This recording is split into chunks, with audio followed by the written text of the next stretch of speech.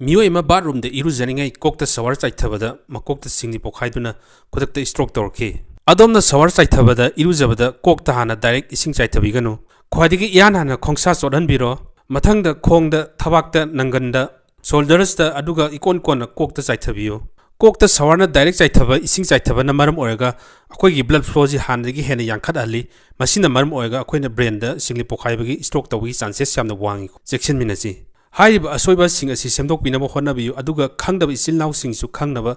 yari makai share tawbo kawbiganu. Thank you. Delhi da laiba parlor amada keba changluba nupi ahum makhoi mamai adu sathina soksalakpadagi makhoi ahum gi luhongma yeithokpa takhi. Adomna su khalangani makhoi sinirba cream madu quality yaugdabana oidoira natraga expiry oiba sinarubadagi oidoira masimakti natteko makhoi da sinariba hairiba cream madu expiry loidribani aduga quality su yamna laiba cream ni adubu luribadi cream madugi shelf life loibadagi hairiba thodok asi thokhibani ko akhoni yengba yabasi akhoni sinariba cream madugi packet maningda expiry si sahi ani daina ahumbo ki maningda dum pi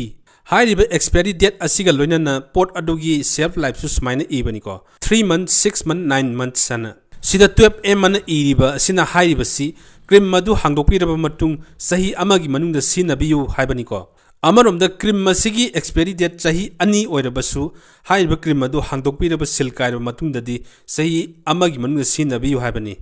aduna isinau sing yari makai share tawbiyu akoina pot adura iriba shelf life asi matangda akoina thoina khanjalude babsu oirude ko masi matangda aware oinaba ngamlima khai share tawbiyu. Thank you. Market ta fangliba chanaba thau maroina achathao sida akhoi palm oil yansilaga yolamba yai haibagi singnaba akhoi da lei maramdi palm oil habisi yam hongna phangi aduga achathao da yansin kibada mix tawda akoina khangba ngamde hairiba sengdaba yansilaba thau si sabada akoina heart ki problem cholesterol wangmana singba thon bi yai aduna adomgi yumyumda chariba achathao adu potyan yawi yawde khangdoknanaba masi yumda dum try tawiba yai ko achathao gi bottle adu freeze manungda hapsinbiro pung ani ahum lairaga lakthoga yengbiro kariguma palm oil natraga potyan yawbo oiba taragadi smaina maningda phamdariba smaina ugani ko asengba thawdadi yam clear oina hanigi hana smaina dum laibiba thengnagani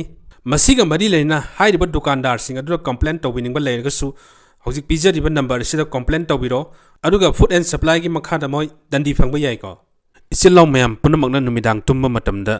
bedroom da heater tharaga tumbiganu imung amagi miyoi pulap hospital da admit tawkhre maramdi heater thar tumdagi khoina ka adu da thong thonau thingjalaga heater tharaga tumbana maram oiraga ka adu da leiramba oxygen sing adu tapna carbon monoxide olakhi oxygen sing adu loikhirba matungda mukhoi tapna gyan mangba horklami aduga thokliba thokdok asing matang na makhoi karisu khangamde isorgi thokjaldagi luhongbi yawba chatkiba imungdugi family member ama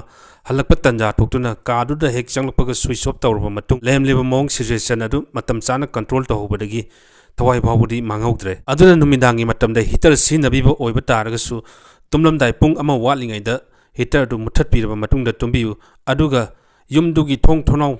pura lonchandabida thonau kharaduisu ka halaga thambiyu oxygen changaknaba ka aduda oxygen yam ingmana maram orega hairiba thokdok siumba laibak thibasi thoktanaba yariba makhai share tawba kawbiganu. Thank you. Gujarat laiba school lamagi satri ma mahakna lilak liba school gi sweater du school gi oja aduna loktok halami masina maram oega angang du ingmana wantharak lami kariginamakta sweater du loktok halibano haibagi maramdi school na provide tawriba piriba sweater du yamna paba makhal gi quality yaugdaba oibadagi mahakna tongana leijaraga athaba arumba mahakna litlaga lakpadagi ni school du yoina uniform lawbo matamda sweater du lawnanaba mahaki parents guardian singda hairami sweater asigi mamalna chawrakpa lising ama chani daina chahumboki changda lawrami adubu hairiba mamal sita sengna market ta lupa chahum chamri da phangi hairiba thokdok asiga mari lenana Gujarat ki education minister na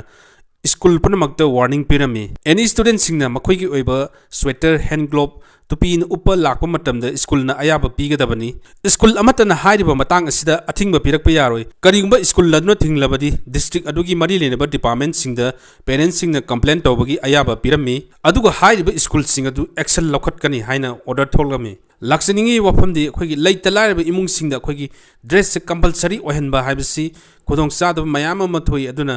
mayamna su phai phatte do comment thambiramu.